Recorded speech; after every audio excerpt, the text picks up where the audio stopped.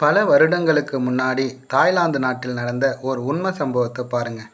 ஏதோ ஒரு நிர்பந்தம் காரணமாக தொன்மை வாய்ந்த ஒரு கோயிலில் இருந்த புத்தரோட களிமண் சிலையை வேற இடத்துக்கு எடுத்து செல்ல வேண்டிய கட்டாயம்.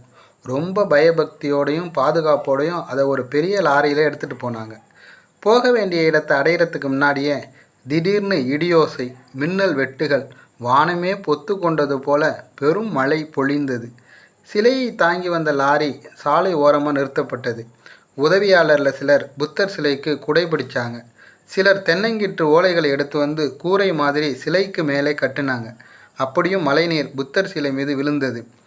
சிலையை பாதுகாக்க என்ன செய்யலான்னு குரு யோசிக்கிறதுக்குள்ள சுழன்றடித்த சூறாவளி காற்றில் சிலைக்கு மேலே கட்டப்பட்டிருந்த தென்னை ஓலைகள் பீத்து கொண்டு பறந்தன.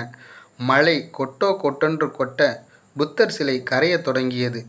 தொன்மையான புத்தர் சிலை கரைவதை பார்த்து பக்தர்கள் செய்வதறியாது வேதனைப்பட்டாங்க. அப்போதான் அந்த அதிசயம் நிகழ்ந்தது. புத்தரின் கண்களும் அதையடுத்து முகம், கை, கால், உடம்பு என சிலையின் களிமண் மொத்தமும் கரைந்து சீக்கிரமாக அந்த சிலை தங்கமாக மாறி ஜொலித்தது. எதிரிகள் எங்கே புராதனமிக்க புத்தரின் தங்க சிலையை திருடிட்டு போயிடுவாங்களோ என்ற பயத்தில் போர்க்காலத்தில் அந்த சிலை மீது களிமண்ணை பூசி களிமண் சிலை மாதிரி தோற்றமளிக்க தங்கள் முன்னோர்கள் செய்திருந்த ஏற்பாடு அது என்று அவங்களுக்கு புரிஞ்சது.